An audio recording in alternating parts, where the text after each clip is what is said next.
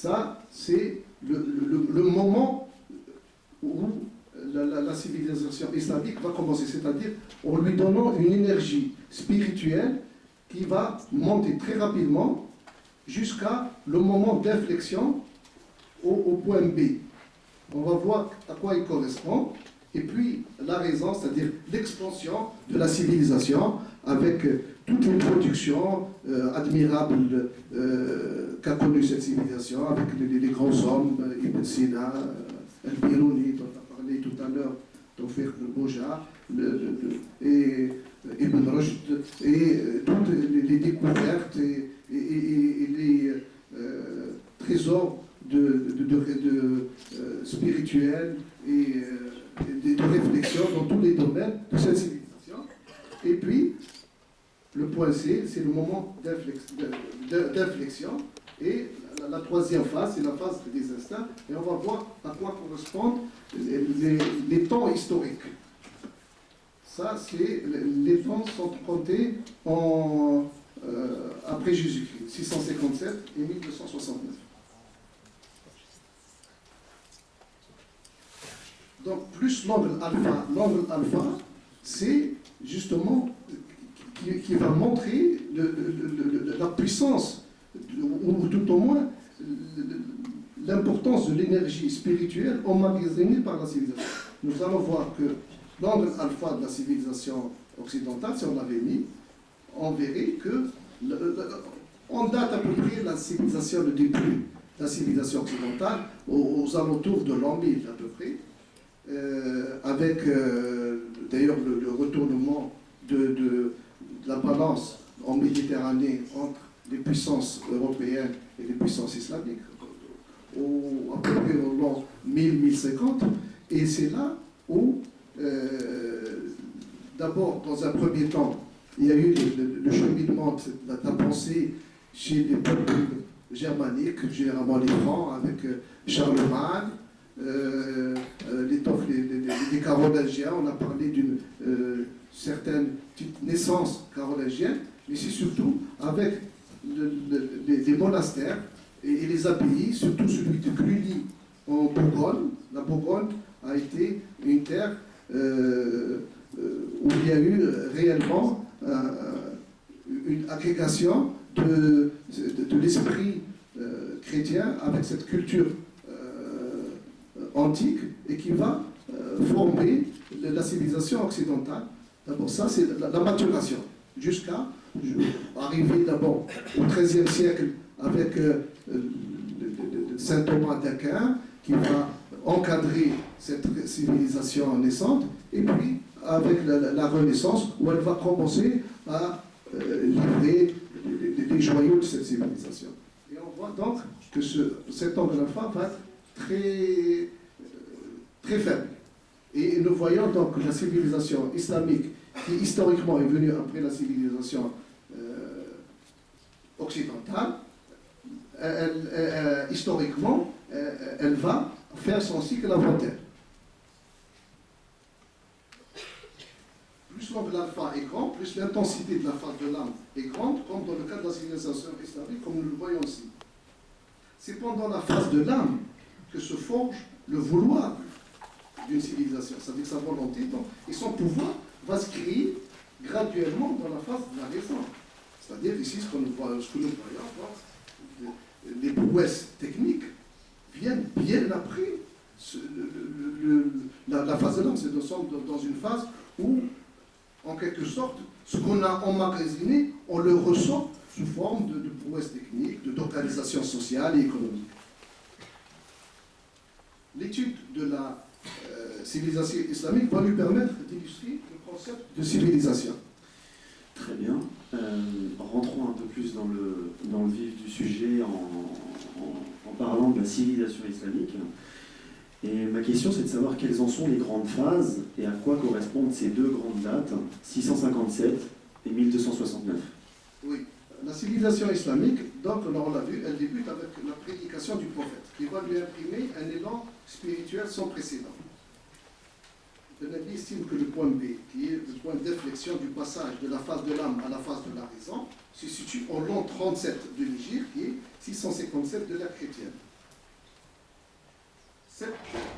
Cette date est importante dans l'histoire islamique, c'est la date de la bataille de Siffin. La bataille de Siffin a opposé les partisans de Muawiyah, le gouverneur de la Syrie, à ceux de Ali, qui venait d'être nommé calife.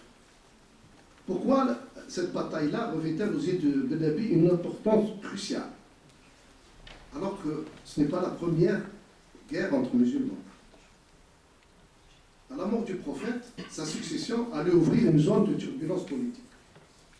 La nomination d'Abu Bakr laissa quelques rancœurs, qui est le premier calife, laissa quelques rancœurs chez les Ansars médinois, mais surtout du dépit chez les partisans de Ali. Ali qui était le gendre et le cousin du prophète. Le nouveau calife, c'est-à-dire Abu Bakr, dut combattre une série de séditions qui est fomentée par les tribus bédouines d'Arabie, qui refusaient de payer la zakat, qui était l'impôt légal. Le conflit fut particulièrement meurtrier, dans ce petite anecdote, à tel point que certains s'inquiétèrent de la disparition de centaines de Hafs. Hafs, c'est ceux qui connaissaient le Coran par cœur. Cette inquiétude sera à l'origine de la compilation en un seul ouvrage des sourates du Coran, auparavant dispersés sur plusieurs supports. Ainsi, l'intégrité du Coran est doublement protégée par l'écrit et la mémoire des Hafs, où les maîtres donnaient à leurs élèves des ijazas, c'est-à-dire des licences, pour confirmer qu'ils connaissaient le Coran en entier et dans la bonne prononciation. Ce système s'est maintenu de nos jours. Vous voyez, ça c'est une technique islamique où on ne fait pas simplement confiance à l'écrit comme dans la civilisation occidentale. Pour eux, tout doit être dans l'écrit. Par exemple, dans la prononciation, nous savons qu'il y a eu des problèmes, même dans la prononciation de la langue arabe.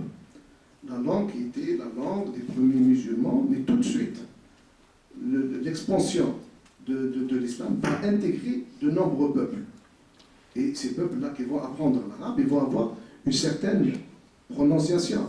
Et cela, les maîtres qui tenaient à ce que la prononciation, qui était importante, pour ne pas se tromper dans le sens, même dans le sens, et qu'il fallait que la prononciation du Coran reste la même comme du temps du prophète. Et ça, ce n'est, comme il n'y a pas de moyens audiovisuels à l'époque, on ne peut pas avoir de cassettes, etc. Donc c'est la mémoire. Et jusqu'à ce jour, il y a encore en Inde, peut-être plus chez nous, parce qu'à cause des vicissitudes de l'histoire, de la colonisation, mais encore dans des pays où la tradition est restée, comme en Iran, en Turquie, en Inde, à ce jour encore, il y a ce passage du témoin par les Hamid. Et le regretté Hamidullah, qui est une des figures de l'islam en France, a été un Hafid et qui a eu une ijaza de ses maîtres en Inde. Donc, le premier conflit, c'est celui-là, c'est-à-dire ce qu'on a appelé Hurub al-Ridda, c'est-à-dire les guerres d'apostasie que les historiens ont appelées ainsi.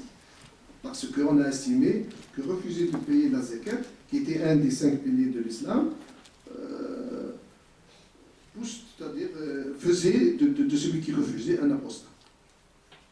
Un autre conflit allait voir le jour, en mettant en cause le 3e calife, Uthman. Certains musulmans lui ont reproché son népotisme.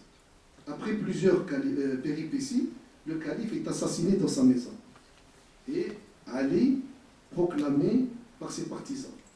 Or, je vais vous raconter très rapidement, c'est que à l'époque, les musulmans ont créé des villes qui étaient des camps retranchés en Irak, Basra ou Koufa, en Égypte, Fostat, et qui étaient peuplées uniquement par des Arabes. C'est-à-dire c'était des villes nouvelles et qui étaient, comme ils étaient en pays hostile, c'était des camps retranchés. Et ils restaient donc parmi ces gens qui les peuplaient, faisaient partie des gens, de ceux qui prenaient les décisions dans le monde, dans l'empire musulman naissant. En 655, comme ça, il y a eu 3 groupes qui sont venus de ces 3 villes, qui ont contesté façon de diriger du calife Othman.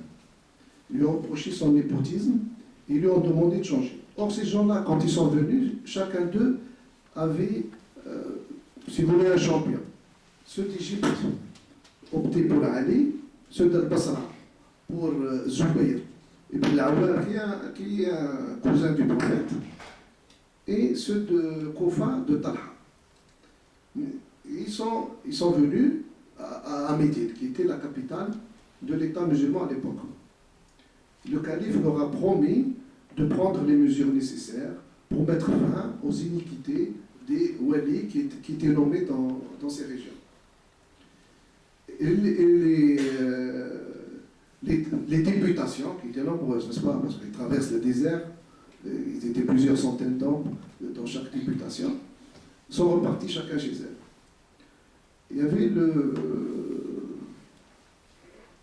le secrétaire du calife, certain Marwan ibn Hakam, qui plus tard va devenir calife,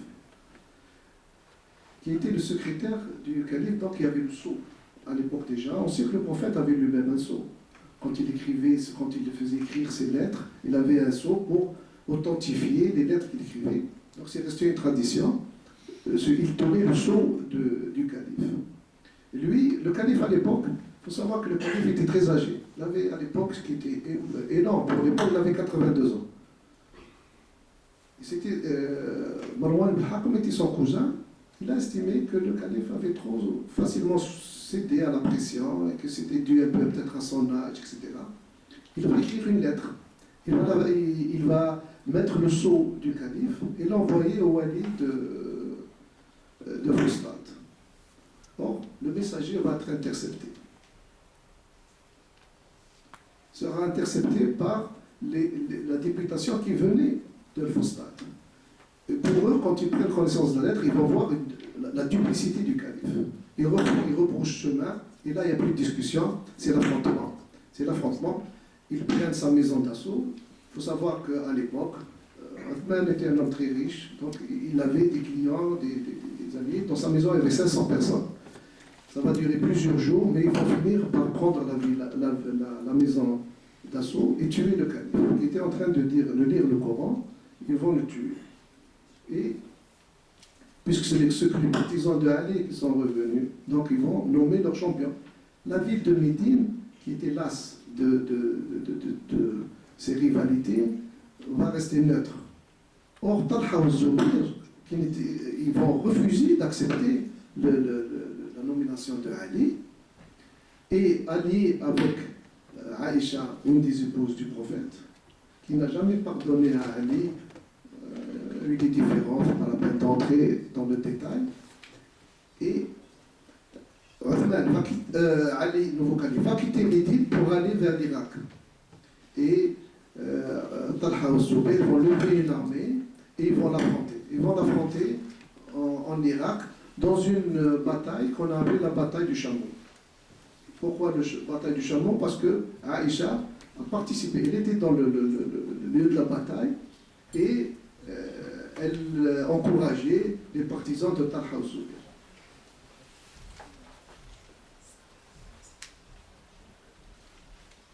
Ces premières guerres ne feront que refléter les rivalités de personnalité ou d'une mauvaise assimilation des préceptes de l'islam. Il n'en va pas de même pour la bataille de Siffin, qui allait mettre en prise deux conceptions de l'islam contemporain. La dimension idéologique avec Ali et la dimension politique avec Muawiyah. Celle pour qui, la dimension idéologique, celle pour qui le principe prime, et celle pour qui, c'est-à-dire la dimension politique, on peut trouver des accommodements avec lui, avec le principe. Pour Ben Nabi, l'unité idéologique de l'islam s'est trouvée fissurée. Et elle fut illustrée par le propre frère de Ali, qui s'appelait Aqil, qui rejoignit les rangs de son adversaire, des adversaires de son frère, c'est-à-dire Muawiyah, en disant que sa prière derrière Ali est plus pieuse et que son repas à la table de Muawiyah plus copieux. Nous voyons donc ici qu'il y a vraiment cette césure entre une conscience islamique qui était unitaire, unie. Et c'est pour cela que Ben Nabi a estimé que c'était un moment crucial dans l'histoire islamique, l'histoire qui va freiner l'élan spirituel de l'islam. Cependant, malgré cette fracture, la civilisation